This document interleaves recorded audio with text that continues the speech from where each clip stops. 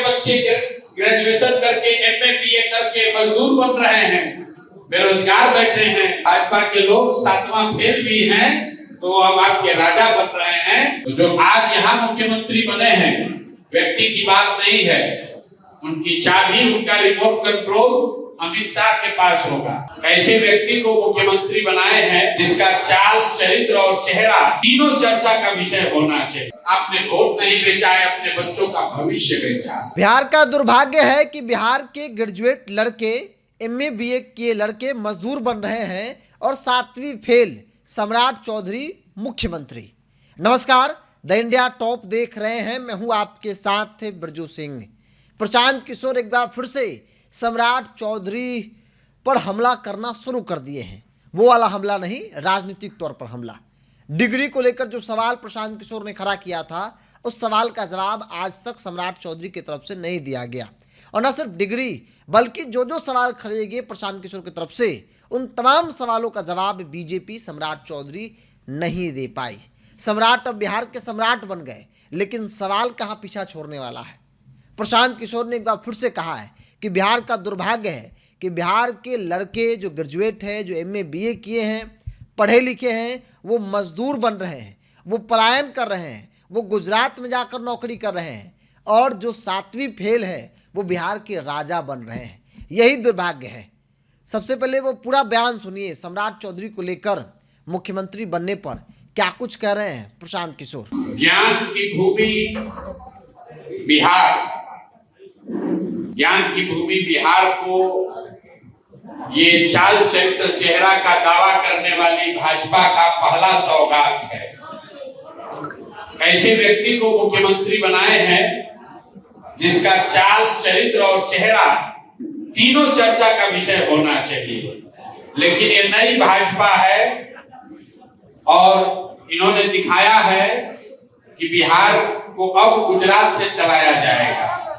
मैंने पहले भी कहा था, मुख्यमंत्री कोई भी बने, अब बिहार को गुजरात से चलाया जाएगा, गुजरात के हितों को ध्यान में रखकर चलाया जाएगा। और इसका मतलब है कि बिहार से पलायन बंद नहीं होगा। पलायन बंद इसलिए नहीं होगा कि अगर बिहार से 10-12 हजार रुपए में काम करने के लिए नौजवान लाखों की संख्या में नहीं उपलब्ध होंगे, तो 30 लाख से ज्यादा लोग गुजरात में मजदूरी करने के लिए मिलेगा कहां से।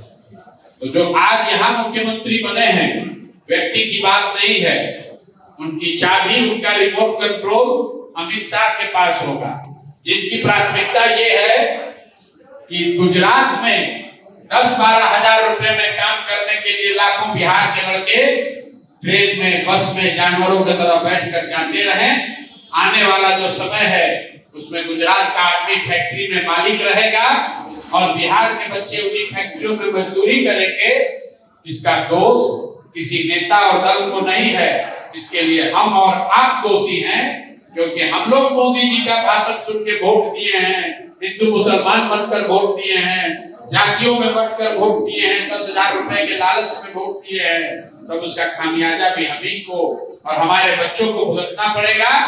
जिस 10,000 की लालच में आपने वोट बेच दिया, वही 10,000 रुपए कमाने के लिए बिहार के बच्चों को जाकर गुजरात के, पंजाब के, दिल्ली के, बॉम्बे के फैक्ट्रियों में अपनी हड्डी गलानी पड़ेगी।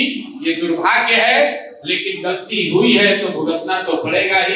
यही बात आपको आज बताने आएंगे। सर, एक लास्ट क्वेश्चन है, अपकमिंग इलेक्शन में भी यही चैलेंजेस हैं, कैसे दूर करेंगे आप? भाई, चैलेंज हमको नहीं दूर करना है, चैलेंज तो बिहार की जनता को दूर करना है। उनको तय करना है कि उनको मुख्यमंत्री के तौर पर कौन चाहिए।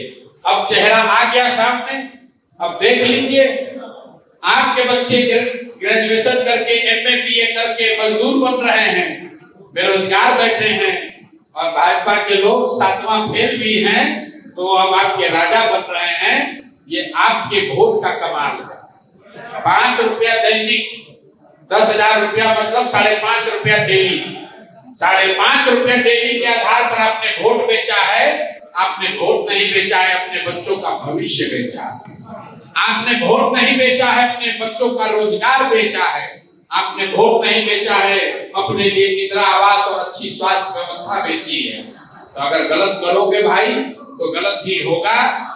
कोई प्रशांत किशोर, कोई नेता, कोई दल बिहार को नहीं सुधार सकता है जब तक बिहार के लोग नहीं सुधरेंगे, जब तक सीमांचल के लोग नहीं सुधरेंगे, तब तक कोई बिहार को नहीं सुधार सकता है। बहुत बहुत धन्यवाद।